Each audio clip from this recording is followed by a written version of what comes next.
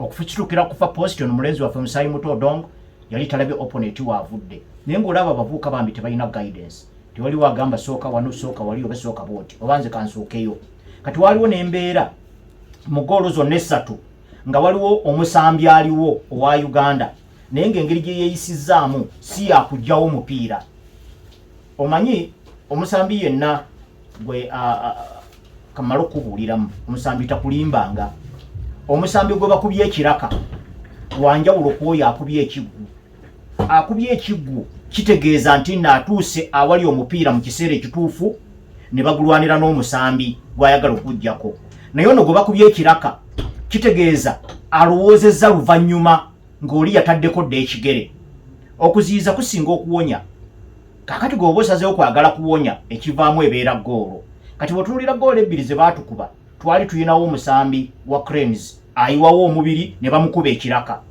so si kugenda kufuna na musajja waakiri ne bakubagana ekiggu kitegeeza n'ensoma y'omuzannyo naye eyagala kukyusaamu ne engeri gye twesitulamu naddala nga tumanyi nti n'opponent munene kubanga jjukira nti Algeria tusanze nga tuyina ekimiirimiiri kyaffe empaka zonna ze tubadde twetabamu tetuvangako mu kibinja ate abawalabu batuyiikiriza buli we batusanga eno yo Algeria nayo etuyiikiriza n'esukka kati tuteekeko n'ekyokuba nti no twabadde waka tuteekeko n'okuba nti nno buli musambi yabadde agenda okufuna miliyoni 48 mu za Uganda singa twafunye win okusinziira kasiima akateekeddwawo pulezidenti w'eggwanga awo wonna wonna ennyonta eyo yandibadde erabika mu ngeri ya musajja kufuna waakiri nga waliwo amukuba ekiggu twandibaddewo n'omusambi waffe gwe bakubiddeko mu box waakiri rifri n'atuma bumi penalty kubanga miliyoni 48 olina okulaga nti naawe ozeetaaga okuzeetaaga tojja kudda eno okubala bizibu byo nze nno mange Elizabeth ndabulimu omugenzi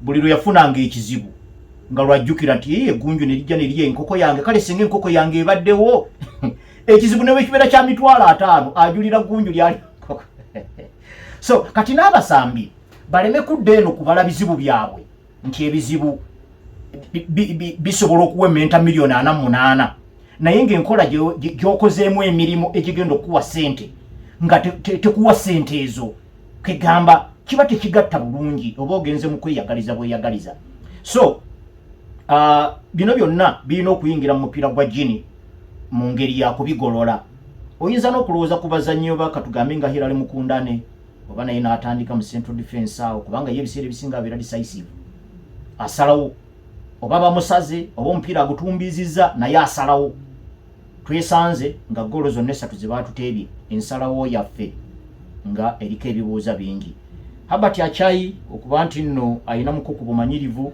oba oliawo naye yanditandise eno mu namba 3 Elvis Ngonde yatulaga ekintu ekyenjawulo lwe twazanya omupiira ogw'omukoa n'eggwanga erya Senegal tumale tuyingire empaka zino eza kyani awaagalawo omusambi afataafataawo abasajja baleme kugira lwakuba nti nno eno yo Gini enjawulo gyeyina ku nsamba yaayo ne Algeria Gini erina abazannyi mu maaso eno abamanyi okukozesa omupiira ekiba kitegeeza tulina okubeera ne midfield esalako empuliziganya wakati wa midfielders ba Gini ne ba strikers ba Gini empuliziganya eyo esalweko okusalwako tebiba bigambo wabula olina okusoma omuzannyo omupiira gugenda okutuuka ku midfielder wa Gini nga musiba mwembi asinga obulungi yatwala fazali n'ogufumitamu nebeera throw in oba ne mufuna mwenna nebeera foul awo naye okumuleka n'asitula n'amaaso n'anoonya waagalamiza ojja kuba osabye Mukundane kuyoola musajja mu ntabwe kubanga striking line y'abagini bano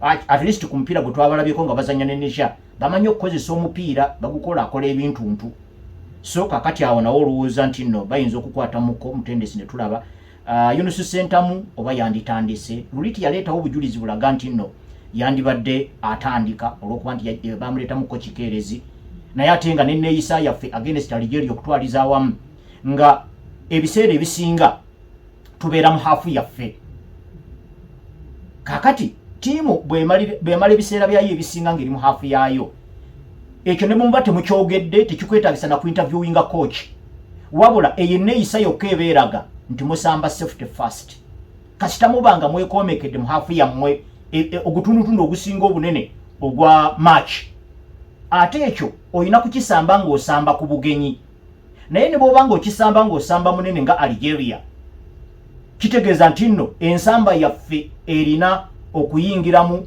ekisooka okwewaayo. Tulina okuba nga tudduka buli kiseera, temulimu byakuwummulamu. Bwe tuba nga twekomekedde mu haafu yaffe olwa respect gye tuwa Algeria ng'omunene, omupiira bwe tugukubayo oba tugukubyeyo, Gavin Kizito Mugweri amaze gagukubayo, tulina okubeerawo n'abavubuka abali willing okufungiza bakufubutuka byasa abavubuka nga bano oba bataano, abalala bagabana enfo, omulala ng'aguvuga naye nga tugukubyeyo eri mu maaso, nga tulinayo ne focal point anaagira ng'akwatirira nga bwe tugattako.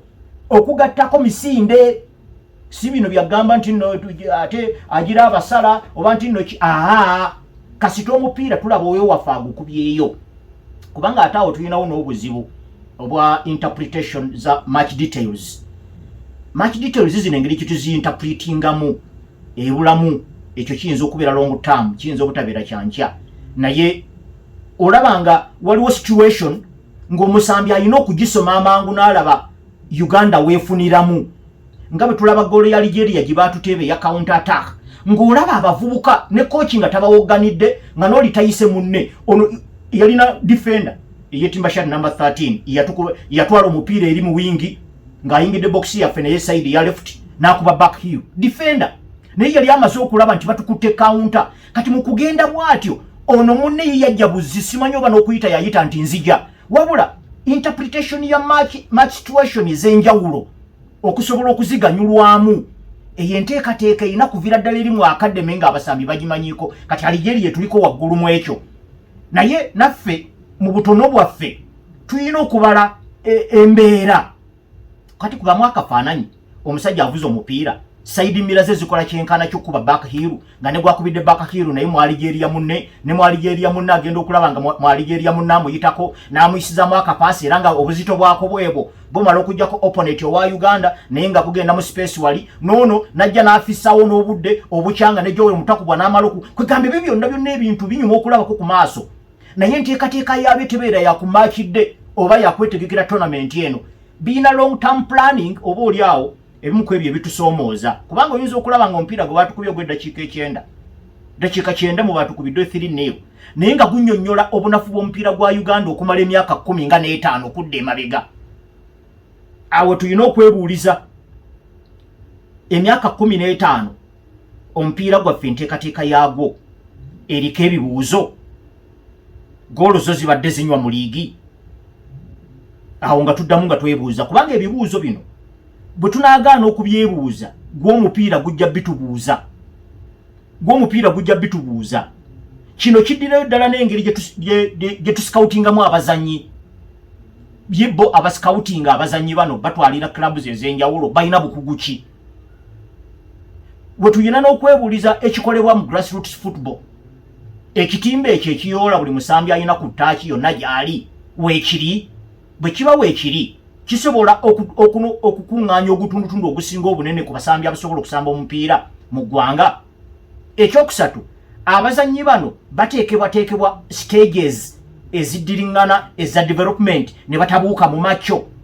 Kati ebibuuzo kuba Arsene Wenger nga director wa development mu FIFA agamba nti nno omusambi okutuuka ku myaka 18 ku 19 alina okubanga yasalawo dda kyayagala okuba mu mupiira. Fe wano ewaffe oluusi osanga ku 19 atandika butandisi, naye Arsene Wenger agamba ku 19 olina okubanga wasalawo dda nti kati oli musambi wa mupiira, ng'osobola n'okwebuuza biki ebisobola okunyamba okuzimba fitness, biki ebisobola okunzijjako fitness. Osobola okwerekereza obutagenda mu kidongo Friday, osobola okwerekereza chupa ya bia nga ezimu ku nnyingo ezikuuma fitness. Oli focused ku mulimu, kimanyi nti omupiira mulimu. Ebyo byonna obyebuuza ng'oli 19 okusinziira kwa Arsene Wenger. Bino ebirala byonna, ensiba y'omupiira, olina ku passing otya, situation y'omupiira eri etya, ebyo olina bikolera wakati wa myaka 14 ku myaka 18. Okole ne ku speed yo, okole ne ku maanyi g'olina okukozesa mu mupiira, okole ne ku distance gy'olina okukavaringa buli match. Ebyo byonna birina kubeera wakati wa myaka 14 ku 18. Ate Arsene Wenger bw'ayogera oyinza okugamba nti nno asamwa.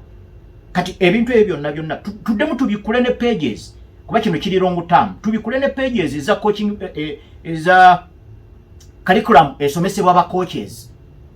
eyinza okubanga nayo erinamuko ebibuuzo bitulina okuddamu. Embeera ba referees gye bakwatamu matches, kubanga empaka zino eza CHAN nze nina okukkiriza zirina obujulizi obw'amaanyi bwe zibuuza ku liigi zaffe mwe tuyita abazannyi. Kati liigi zaffe zo zeebuuza ku development ya muzannyi Ssekinnoomu. Development y'omuzannyi Ssekinnoomu ebuuza kiki ekikolebwa mu academy, baki abalina okukolera mu academy zino, balina bukugu ki era bakolerayo biki, baki abaleeta abazannyi mu academy zino balina bukugu ki, baba bagenderera ki. Kati ebibuuzo bino byonna ffe bwe tutabyebuuze ng'abantu, omupiira gujja bitubuuza lwa mpaka. Kati olwo ne tuddayo n'otunuulira ku referees abakaligibwa, kubanga fufe evaayo n'ekaliga ba referees mu kubakaliga nga bawadde n'ensonga. Kakati ba referees bwe baba nga bwe batyo bwe beeyisa, enjawulo wakati w'omuwanguzi n'atali muwanguzi eba esaanidde. Omuwanguzi asindikirizibwa ekimala alyoka afuuka omuwanguzi, oba ba referees olw'obunafu bwabwe bayingirawo ne banguyiza omuwanguzi, oba ne banguyiza atawangudde, oba ne banguyiza azze mu kibinja ky'ababinywera, oba ne banguyiza azzeeyo mu kibinja kya wansi. Kati ebibuuzo ebyo byonna osobola obbiraba mu ddakiika 9 ze twakubye nga tuzanya Algeria, nga ya Algeria yongera okutulaga nti nno yanjawulo ku ffe. Kaakati nno ffe nno twategedde ne ku fixture ya liigi yaffe, fixture mu ggwanga erya Ghana, erya Algeria, erya Misiri, erya Zambia, erya South Africa n'eye Tunisia yafulumye dda. Bo bagenda kusamba mu guno omwezi liigi egenda kutandika, liigi zaabwe zigenda kutandika. Kati abo nawo waliwo embeera ffe tetundaba na kumanya fixture nti nno eneefuluma ddi. Kati ebintu ebyo tutabyebuuze ne tufuna answers zaabyo, gw'omupiira gujja bitubuuza buli ddakiika 9 cranes zeneeyimiriramu. Tulinayo ekyenda ekyenkya, katulinde tulabe. So mu kwetegekera omupiira gw'enkya n'eggwanga erya Guinea tulina okujjukira nti nno guno mulundi gwa 8 empaka zino nga zibeerawo, naye Uganda yeetabyemu emirundi 7 mulamba, eggwanga erikyasinze okwetaba mu mpaka zino emirundi emingi. Era kitegeeza nti twakazanya emipiira 19 omugatte kasooka nga tutandika kwetaba mu mpaka zino, kubanga empaka ezatulema okwetabamu ze za 29 twalemera mu kakuŋŋunta, naye okutandika ne 2011 zonna ezibaddewo awo tubadde tukwalifayinga. Tuba tuzanyeeyo emipiira 19 ng'otaddeko na guno gwe twazanye ennamboole ku Mande, naye ku mipiira egyo gyonna 19 twakawangulako emipiira 2 gyokka, ne tugwa draw emipiira 4, ne batukuba ndoddo emipiira 11, ne tuteebwamu goolo 30 malamba. Ate nga ffe twakateebamu goolo emu gye twakuba gundi, gye twakuba mu CHAN eyaggulawo eya Saddam Juma eya 2011, gye twasinga ndowooza okukungula ennyo yali gundi CHAN we South Africa mwe twateeba goolo 3,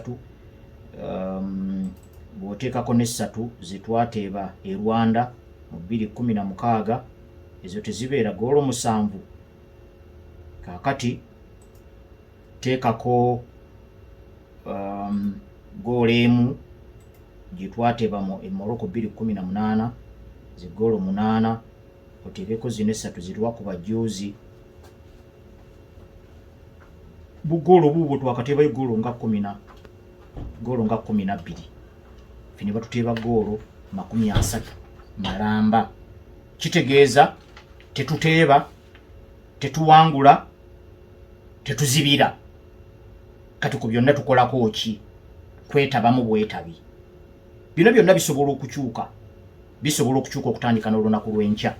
Kijja kusinziira ku ngeri abatendesi gye banaayingiramu mu bwongo bw'abasambi olunaku olw'enkya nga tuzanya eggwanga erya Guinea. Naye ekyo tekibagaana bannayuganda okugenda okulaba omupiira guno, kubanga vibe ebaddeko wansi. Bw'ogeraageranya kasooka nga tournament eno etandika, okutwaliza wamu vibe yali wansi, mobilization yali wansi. Naye ate bw'otuuka ku mupiira guno ogwa Gini ate olabanga ogwa Algeria nti gwasingako ku vibe kati ate vibe esse naye mukijjukire nti nno omupiira gye guli olw'enkya ate tickets zino ze mwafunye ku FUFA ndabyeko Engineer Moses Magogo ng'atadde ku kibanja kye ekya X ng'ataddeko nti nno tickets zino ze baba baguzizza ku FUFA House kati ku guno omulundi teziriiwo n'olwekyo Mugisha Atanasi nkumanyi toyagala zino namba za simu zino za gundi za sereza obeera ne Kamapeesa naye ojja kufuna omulenzi awo ufuna ono Umaru Kibombo wa City Cafe akugulira awo ticket kubanga nkimanyi gw'omu kubajja okuva e Masaka okulaba omupiira ogwo lunaku lw'enkya ne Father Xavier Francis Kikomeko naye mujjumbize nnyo wa mpira gya Cranes e Namboole era n'ogwa Jozi yaliyo n'olwekyo mwenna bannange mugule tickets mugende muwagira abavubuka mubazeemuko ku maanyi kubanga okugezesa tekuli ku organizing committee yokka okugezesa tekuli ku batendesi baffe abali local best muli byekwaso ne muhumuza okugezesa tekukoma ku basambi baffe abasamba bokka okugezesa kuyingiramu n'abawagizi namwe muyina okugezesebwa kwa maanyi emipiira gya league mugyesuluba bbye kakati temujja kusaba Cranes ekube mupiira gwa njawulo nga nammwe temuweze nga bwe mubadde mutawera mu liigi kakati okugezesa ku cutting across buli asonga ku munne ate omuganda kino yakimanya bulungi nnyo nti buli lwosonga mu munno engalo endala 3 ziba zisonze mu ggwe gwegezaako obeereko omuntu akulinaanyawo gwosongamu olunwe ojja kwesanga nga olunwe lwosonze mu munno luli lumu endala 3 nga zifeesinze ggwe kati abawagizi be basinga okuteekawo ennyo vibe egamba nti nno abasambi bakuba omupiira ogutamala naye mu abawagizi mubeera ludda wanga liigi yammwe egenda mu maaso temulabika muli bakuwammanta buwammansi kati era n'emipiira gya Cranes bwe mutyo era muli batono eno gye musinziira ne mujerega Cranes omupiira gwekubye ne gwetakubye so okugezesa ku cutting across eggwanga lyaffe lyonna n'olwekyo buli omu atuukiriza obuvunaanyizibwa bwe tujja kutuuka twemaakinge nga tournament ewedde nti kino wamma gwe tiya kino kyabaddeko kale nti kino kyabadde kibi nnyo nti ate kwegamba naffe abawagizi tuleme kubeera mu abo abatapafominze bulungi mulimu gwabwe mu ngeri yakulabika ku mupiira ogw'olunaku lw'enkya ate tulinde Niger tulinde ne South Africa kuba South Africa gye tujja okusembyayo so mukole omulimu gwammwe mugende muwagire ttiimu yammwe kubanga yammwe abamu nno n'abasambi tebabamanyi tebereza omusambi wa Uganda naye bali abazungu babakuba budinda kale kwegamba kusomooza kwa maanyi eri sections zonna ezeetoolodde society yaffe ku lwa tournament eno tulage nti nno waakiri wadde ebintu tebigenze bulungi mu sections ezimu waakiri ekyobuwagizi kyo kyawedde abantu bajjudde ekyo tujja kuvaayo tukimaakinge tuleme kuwa CAF kwekkiririzaamu kyeyasalawo obutatuwa opening ceremony ne closing ceremony kubanga ku tournament eno opening ceremony ne closing zezisingamu omuzinzi naye CAF yazituma kwegamba gye tunaakoma okubeera abatono mu mipiira gino CAF ejja kutuuka wali yeemaakinge nga yeekolako self appraise gundi yaleeta idea nti bano tetubawa mikolo gyaffe minene wamma gwe wayiiya ati anti obalaba tebalaba mipiira gyabwe n'olwekyo ekyo waakiri tukisiimuulewo kubajjukira tukyalinayo AFCON owa 2027 bwe tunalaga ekifaananyi nti naffe abasambi baffe tetubafaako ne AFCON yennyini ojja kulaba ng'eri emikolo eminene bagisiseemu nga bagiwadde bali bannaffe ate ffe be twawa ekirowoozo nti mutwegatteko kale kwegamba tukole omulimu gwaffe ng'abawagizi tugende tulaba omupiira ogwo ensonga za Benjamin Sesko zikutte wansi ne waggulu naye ebintu bya ttiimu zino ennene e Bungereza mubigendereranga kubanga engeri gyezafuuka global brands waliwo promotions ezikolebwa ba influencers mu ngeri yakukyamuukiriza akati awasinga wonna balaga nti Benjamin Sesko yafuuse dda musambi wa Man U batandise na kubala shirt numbers awo nti kakati ayambale yani kakati abadde ayambala 30 nti 30 kwegamba naye nga wakyaliwo obumulumulu obutannaba kugguka wetwogerera ebigambo bino naye bw'anaaba abeegasseeko United ejja kuba eyingidde kumpi obukadde 200 nga egula ba forwards bokka ensiba ya ttiimu emala okulera ba forwards abasatu abazitowa obukadde kumpi 200 obwa paundi boku bafuna si kibi naye omupiira bwe banagwejjira mu bbaaka ne bagutuusa. Ensonga eyo katujje tugiguse. Tubadde tukonyeeko ku nsonga ya United ne Benjamin Sesko. Wakyaliwo obumulumulu obutannaba kuguuka bulungi, naye nga wekituuse kirabika omuzannyo ono yandyegatta ku ttiimu ya Man United. Naye waliwo n'amawulire amalungi eri mu nkambi ya Man U kuba nti nno mpira gwe banaazannya okwosa enkya ne Fiorentina nga bwe gujja okusembayo mu kwegezaamu basobole okwetegekera ttiimu ya Arsenal gye bajja okuzannya nga 17 mu kugula Premier League. Abazannyi abadde ku ndiri Joshua Zirkzee ne Andre Onana balabiseeko mu training. Simanyi oba okwosa enkya banaaba bawonye ekimala ne bakola emirimu gyabwe. Joshua Zirkzee simanyi mulimu ki gwe bagenda muwa kubanga omulabanga enneeyisa ye ajja mu classic number 10 kusinziira ku nsambisa Ruben Amorim gy'asinga okwettanira. Naye awo wennyini ebifo ebyo ebibiri bya classic number 10 already babiguliddemu abazannyi babiri, Brian Mbeumo ne munne Omubrazil Mateus Cunha. Kale kagamba Joshua Zirkzee tenga naye neeyisa ye eringa ya classic 10 kati awo simanyi ngeri gyagenda kukola mu mirimu gye. Naye ndowooza mu kaseera kano Benjamin Sesko banaaba bamusonjodde. Ndowooza nti abawagizi ba Man U ne Man U setup yonna okutwaliza awamu ejja kusigala nga yeebaza Sir Alex Ferguson kubanga Ferguson yateekawo embeera ewa ttiimu eno profile ennene kuba bwe kigendera ku performance eriwo mu kana akaseera sirowooza nti wandibaddeyo omuzannyi ava gy'avudde ne yeegatta ku Man U naddala season eyo ewedde bwebadde naddala kuba nti nno ne mu Champions League tegenda kusamba yadde mu Europa. Okwa-attractinga omusambi okumuleeta mu ttiimu ng'eyo wandibadde osobola ku-attractinga bano abava mu zi Brentford oba mu zi Wolverhampton Wanderers ne kati nga RB Leipzig egenda okukiika n'abamu ku bazannyi abalala ab'amannya b'owulira United bye yeegwanyiza ate n'ebafuna olaba nga profile yaayo yeeyimirira United ku mbeera yaayo kaakati gy'erimu. Mpuliddeko baagala ne Carlos Baleba muvubuka oyo mu Cameroon akuba wakati awo kuba jjukira omusajja ono Ruben Amorim ku sisitimu yeeyo gy'asambisa ayagalayo nnyo ku muzannyi asamba ng'ava mu deep positions eze midfield. Oba mujjukira akalenzi kano akasala gundi Tomiyasu nga Sporting CP ezannya Arsenal emabegako wali kalenzi ako erinnya lyako ligira nerimbulako naye nga okusinga Barcelona yali ekaazise mu ttiimu ya Sporting CP. Bw'olaba engeri gye keeyisaamu n'omupiira ogujja eno kuba back guleeta wano engeri gye kaguvugamu ne katuna left right and center ne kavuga ne kakuba kyenga ne kagaba wali ne bakongera ku speed eya waggulu. Omusambi oyo bw'atyo United temuyina. Carlos Baleba tatuukayo nnyo naye omulaba bw'abanga yazze mu nneeyisaayo mu kisaawa asingako kwaba abaliwo.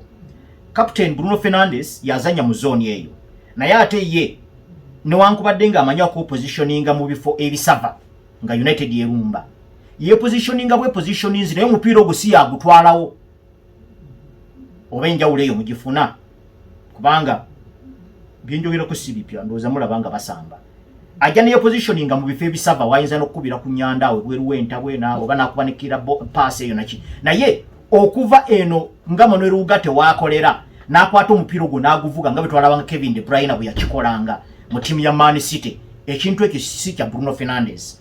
Kati bw'olaba Carlos Baleba nga azze muli olowooza nti kyekimu ku byagala okumuleesa kuba ate ne Kobe Maino naye kakati alemeddwa okukijjayo obulungi. Ate nga togenda kusaba Bruno Fernandes kutuula ku bench kubanga bw'otunuulira abazannyi ba United abaliyo kumpi ye muzannyi waabwe asinga. Naye enkola y'emirimu yeyinza okumubuza kubanga tasobola kuzannya ne Manuel Ugarte mu double pivot olw'okubanga takugasa kimala ng'omupiira gugudde kubanga omusambi olina okubeera n'obwogi bubiri okweyisa obulungi nga muyina n'okweyisa obulungi nga musudde. Kati Bruno Fernandes asobola okweyisa obulungi nga muyina naye nga musudde talabika. Kati awo obanga atisse omugugu Manuel Ugarte akafiiremu bwomu. Kati bw'osalawo Ugarte atuulewo ne Kobe Maino oba ne Carlos Casemiro.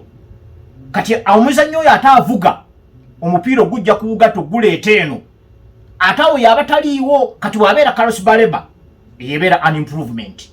So lwakuba nti Brighton and Hove yeeramula eri mu bukadde 10 United egabayo nga 7 baki olabanga ezikyaliko wansi naye wakiri the mere idea nti nno bandyagadde omusongako olaba gye kiva olabanga United yetaagayo omusambi oyo bwatyo. N'olwekyo mwongere okuwuliza kuba akatale kakyaliko paka mwezi gujja. Naye United bw'eneebanga efunye Benjamin Sesko nga ne already Arsenal ina Victor Gyökeres, nga ne Man City ina Erling Haaland, nga ne Liverpool ina Hugo Ekitike, nga ne Liverpool ne Chelsea esobola okweroboza kujjawo Pedro ne Liam Delap, kitegeeza mwenda oli target man akomyewo mu muzannyo gw'omupiira. Kuba emabegakawo tubadde tulaba nga waliwo okubisa false number 9 oba okubisa forward ng'oli si namba 9 naye nga yakulembeddemu olugobo oluteebi. Ndowooza gondi yokka yabadde ne namba 9 Man City. Naye kakati bonna bwe baddayo okufuna focal point oyo, tulinze kulaba bano abaddako 10 enneeyisa yaabwe eri etya mu kugezaako okuliikiriza focal point oyo oba spearhead. Kati awo nekiddayo mu nsiba ya ttiimu. Naye ng'oggyeko ndowooza Liverpool gwe twalabye nga baleeta babbaaka, naye ate babbaaka be baleese bebbali tewaliwo nnyo akutte mu Central Defence Partnership. Bonna balabika basigaddeyo nga bwe babadde. Ate nga ekikola ttiimu eneewangula kweyeeta ewangule, bw'ofuna omuteebi n'aliikiriza kiba kirungo, tekiba kya nkomerero. Olina okutunuulira ensiba ya ttiimu okutwaliza awamu. Ensiba ya ttiimu ejja mirundi ebiri. Ejjira mu playing staff, ejjira ne mu nkola y'emirimu. Twali tulabyeko wano Chelsea nga ewangula ekikopo ekya Premier League mu 2-5 nga bakuŋŋaanyiza points 95 namba, naye nga batebye goolo 7 mu 2 zokka. Naye ekikulu kiri nti ensiba ya ttiimu mu playing staff ne mu nkola y'emirimu nga Chelsea nzibu ya breakinga down. Si be baali ba top scorer mu league season eyo, kuba ne Arsenal yabasinza goolo. Arsenal yateeba goolo 87 nga Chelsea wangudde ekikopo etibye goolo 7 mu 2. Naye Chelsea yawangula ekikopo yateebwamu goolo 15 zokka. Ne Thierry Henry yali ne top scorer mu season eyo yateeba goolo 25. Naye nga goolo zaabwe Arsenal ziyateeba omugatte goolo 87 tezaazitoowa bubonero bubawanguza kikopo.